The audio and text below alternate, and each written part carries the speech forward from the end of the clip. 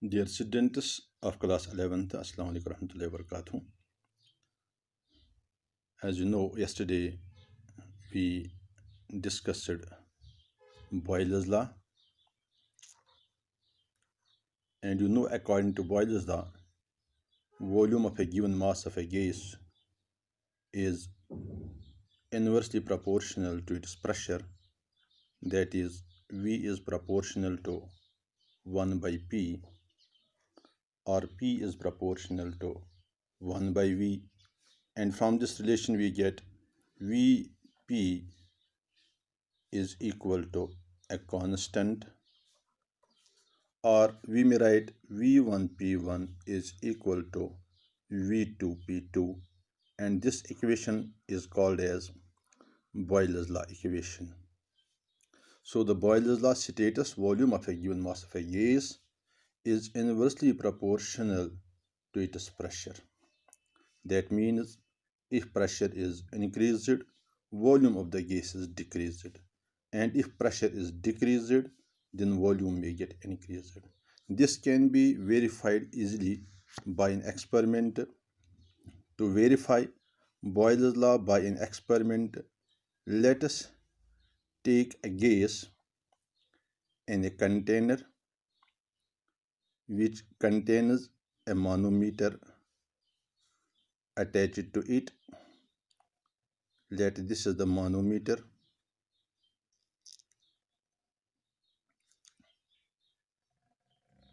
This is the manometer, and let the gas in the container is having volume of 500 cubic centimeters, and we exert a pressure on it.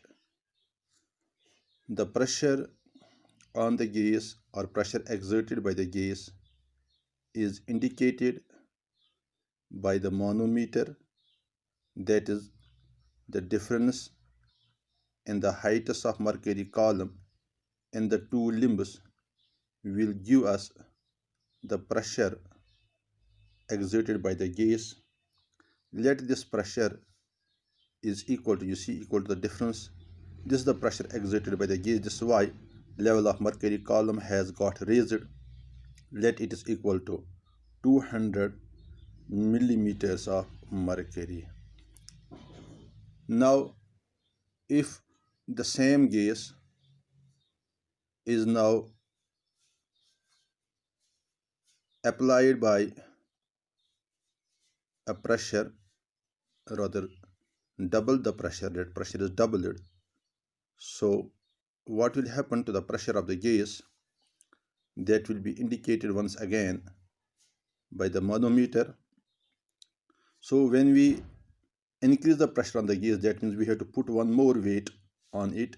So we observe that when pressure is increased, volume of the gas gets decreased, because when more of the weight is added, the piston will move inwards and will result in the decrease in the pressure of the gas, and it will be observed that the volume at this time will be 200 cubic centimeters, and pressure here will be equal to 400 millimeters of mercury. It means level of the mercury has increased 2 times. Here the pressure exerted was equal to 200 millimeters of mercury. Now in this case you will observe the pressure is equal to 400 millimeters of mercury. It is common experience. You see, here only one weight was put on the piston. Here we have doubled the mass, doubled the weight. Because of increase in weight 2 times, the pressure has got increased, and this piston has moved inwards, and because of that the volume of the gas got decreased. In the first case, volume was 500 cubic centimeters, and in the second case the volume is 250 cubic centimeters. So we have increased the pressure, the volume has got halved. It indicates that by increasing pressure, volume gets decreased, and if we will decrease the pressure, the volume will get increased again. It simply indicates, or rather verifies, Boyle's law, that is volume is inversely proportional to this pressure. So this was experimental verification. Now there is graphical verification. Graphical verification. Now you see the mathematical relation indicators Vp or V is inversely proportional to P, or you may say 1 by V is proportional to P. So if we will draw a graph between 1 by P and P, 1 by V and P, if P is plotted on this axis, 1 by V is plotted on this axis. Since 1 by V is directly proportional to P, so a graph between 1 by V and P will be a straight line.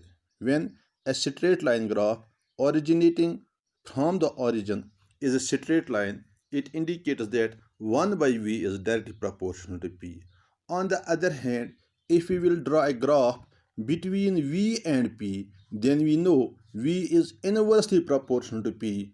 Inversely proportional, that means by increase in pressure, volume will get decreased, and decrease in pressure will lead increase in volume. So the graph obtained in this case will be of this type.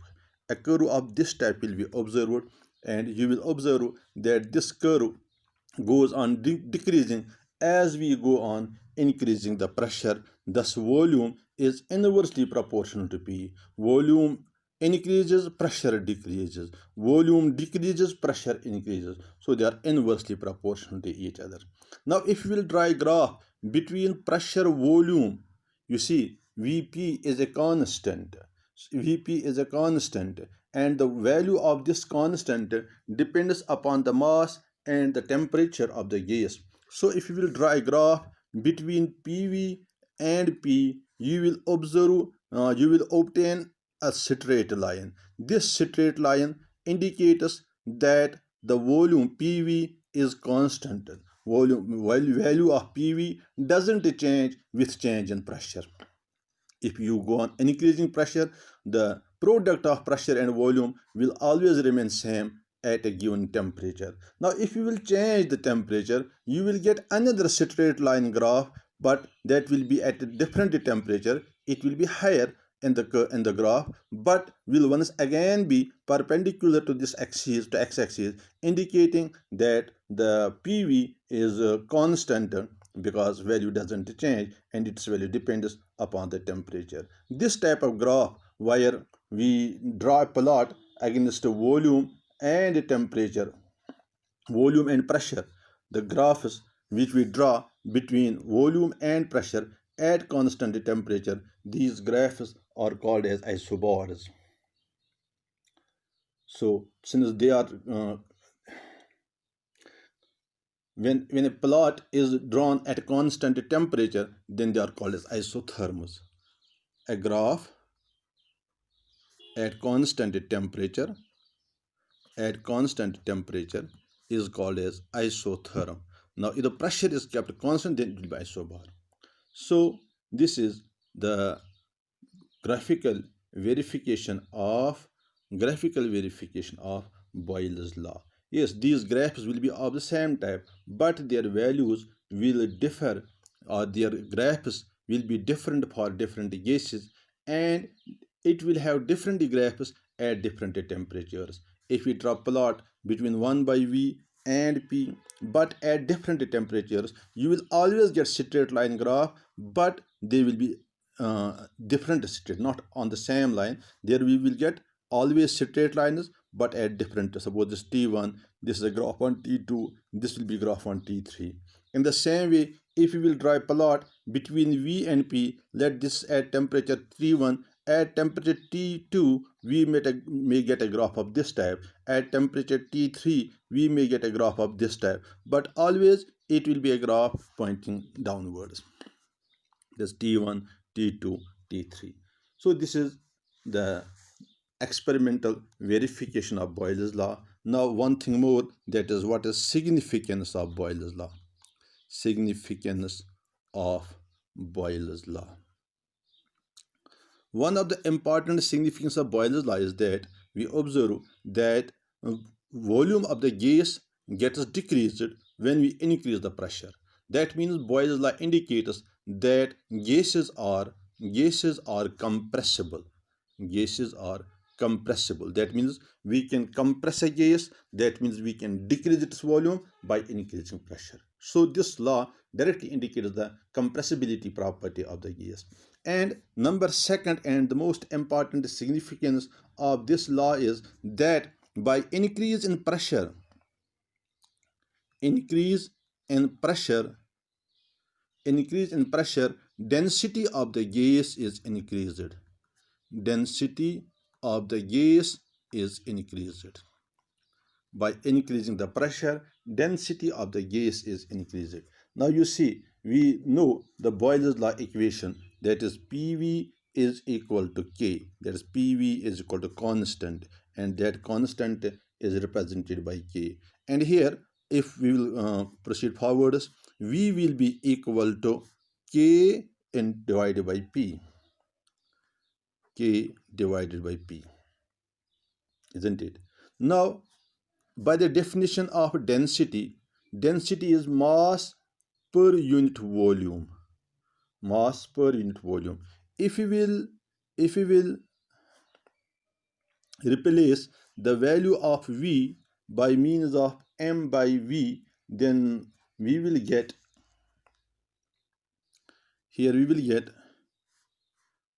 K divided by P is equal to, sorry, you may write here V is equal to M by D. So if we will write here, instead of V, if we will write K by P is equal to M by D. That means D will be equal to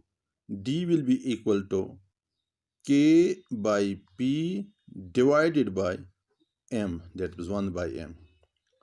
Or we may write it in this way, D is equal to K by M into 1 by P.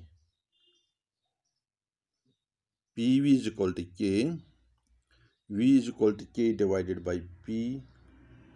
So D is equal to M divided by V. So if we will replace V by K by P, suppose I may proceed in this way, D is equal to M divided by K by P, that will be equal to D is equal to M by K into P. M by K into P. So it will be D is equal to, since M is the mass of the gas and K is the constant of proportionality, and for a given mass of a gas, M is also a constant. So M by K, it will be equal to some another constant. Let that constant is represented by K dash. So it will become D is equal to K dash into P. Or we may write D is directly proportional to P, because proportionality can be replaced by equality and we use the sign. So here what we get, D is proportional to P, directly proportional to P. It indicates that if we increase the pressure, density of the gas increases. This is what was the second significance of Boyle's law. Increase in pressure leads to density of the gases increases. That if we increase the pressure, density of the gas increases. That means density is directly proportional to P. So it is not necessary to follow this path. We'll go through this path. So I will repeat it. From Boyle's law, PV is equal to K, V is equal to K divided by P. By the definition of density, density is called mass per unit volume. That means let's replace the value of V here. So we will get D is equal to M divided by K by P.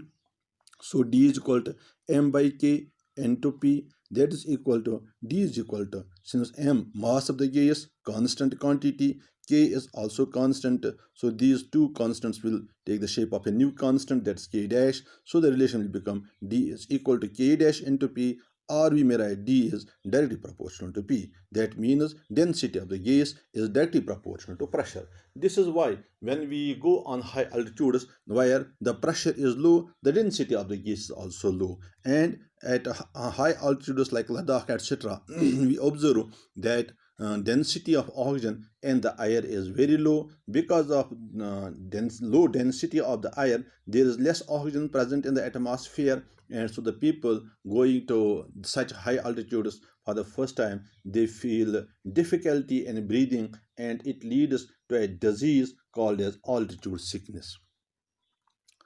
Altitude sickness. So this is all about Boyle's law. You can use this law for solving different numerical problems. For it, the relation will be P1 V1 is equal to P2 V2, as has been already discussed. Then we have another law that is called as Charles law.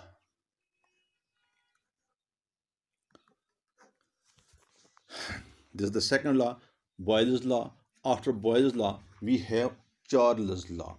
As per Charles law is concerned, it has been seen that effect of temperature on the volume of a gas at constant pressure.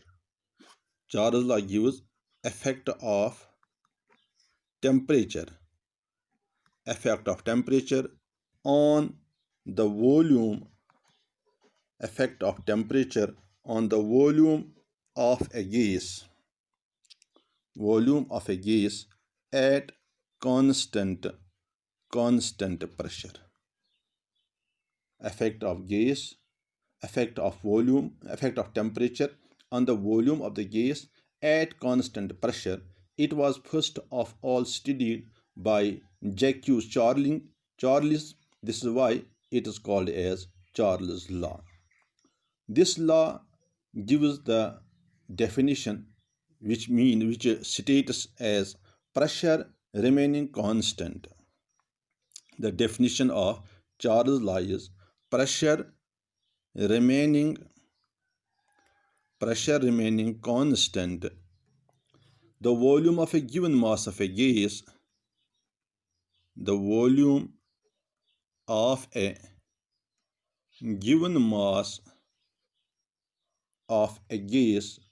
increases or decreases,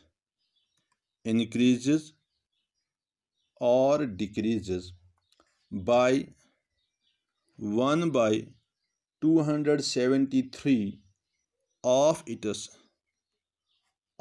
volume at 0 degrees Celsius for every 1 degree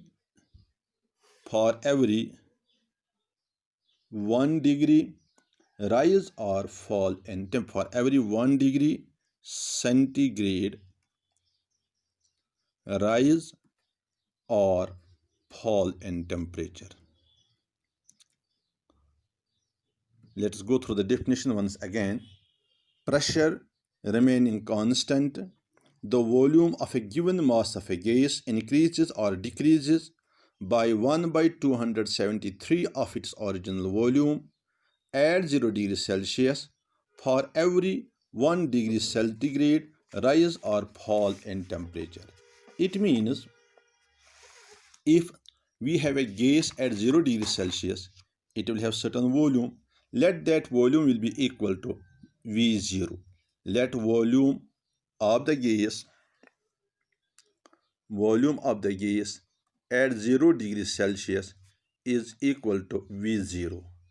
Now, if we will increase the volume of the gas by 1 degree Celsius, the volume of the gas will get increased. 1 by 273 times of its original volume at 0 degree centigrade. That means if at 0 degree Celsius volume is equal to V0, at 1 degree Celsius volume of the gas will be equal to V0 plus 1 by 273. Now it is V0 plus 1 by 273. This is the volume at 1 degree Celsius.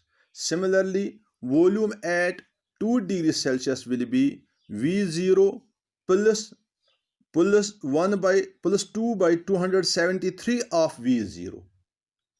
That means volume at 2 degrees Celsius will be equal to V0 plus V0 into 2 by 273. That means the increase in volume has taken place by a quantity of 2 by 273 of original volume, that is V0. Similarly, if volume at 10 degrees Celsius is to be found, then it will be equal to V0 plus V0 is the original volume. Now we have to see how much increase in volume will take place. It will take place V0 of 10 by 273. That means for every 1 degree, 1 by 273 addition will take place. For 2 degree, it will be 2 by 207. For 3, it will be 3 by 273 of V0. So at 10 degrees Celsius, it will be V0 plus V0 into 10 by 273. Now, let us generalize. If it will be T degrees Celsius, at T degrees Celsius, the volume will be equal to V0 plus V0 into T by 273. Now, if we will solve this equation, let us take V0 common. We will be left with 1 plus T by 273.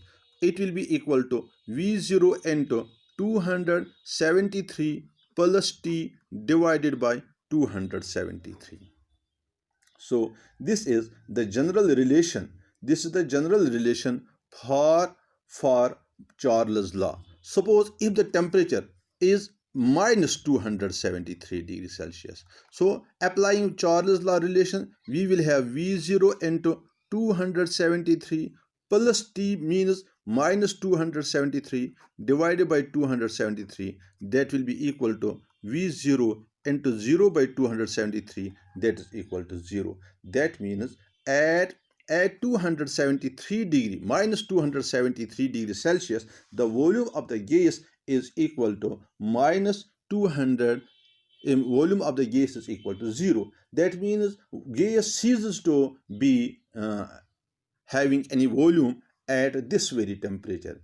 That means at this temperature, that is minus 273 degrees Celsius, the volume of the gas is equal to 0. That means it has no volume at all at this temperature. But actually we observe that when we go on cooling down a gas, before reaching this temperature of minus 273, the gases are already liquefied. They get converted into liquid status, and this temperature of minus 273 degrees Celsius is called as now absolute zero.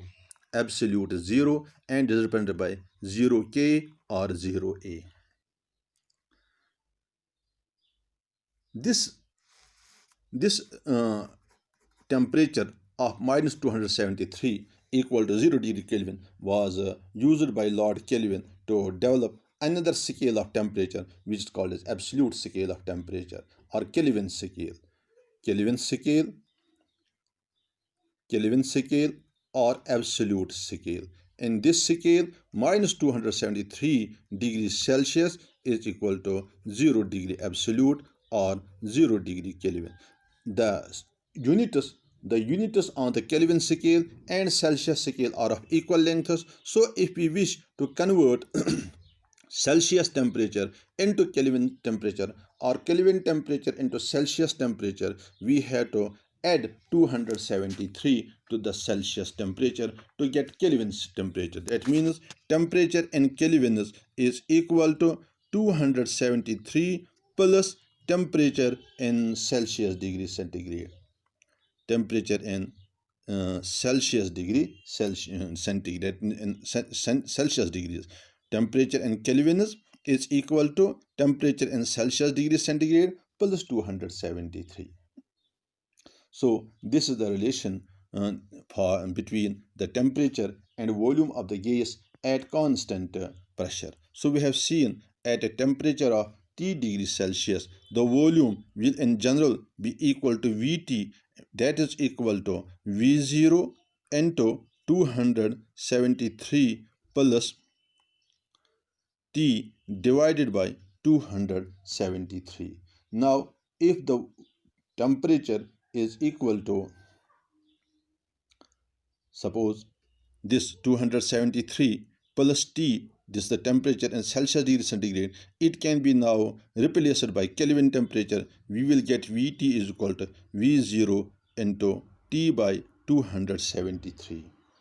Since the volume at V0, that means volume at 0 degrees Celsius, is a constant quantity, this 273, it is once again a constant quantity. So we can write Vt is equal to V0 by 273 into T, or we may write in this way, Vt is equal to constant, V0 divided by 273 is constant, into T. That means Vt is equal to K into T. The constant here depends upon the mass of the gas and the pressure. Or we may write Vt is proportional to T, or simply V is proportional to T. That means volume of a gas at constant pressure is directly proportional to its temperature. So from this relation we may get V, as we have seen, V is equal to K into T, where K is the constant of proportionality. We may write V by T is equal to K, or V1 by T1. V1 by T1 is equal to V2 by T2, because if we will replace V1, V by V1, T by T1, we will get V1 by T1 is equal to K. We will get V1 by T1 is equal to K. Now if V is equal to V2 and T is equal to T2, then we will get V2 by T2 is equal to K. That means both V1 by T1 is equal to K, V2 by T2 is equal to K. That means V1 by T1 is equal to V2 by T2. This equation is called as Charles' law equation. Charles' law equation. So this was all about Charles' law. Inshallah, tomorrow we will go through the experimental verification of this Charles' law and we'll know about its significance. Then we will move inshallah ahead. For today it is sufficient. Inshallah, tomorrow we will go further. It is detailed discussions. Thank you very much.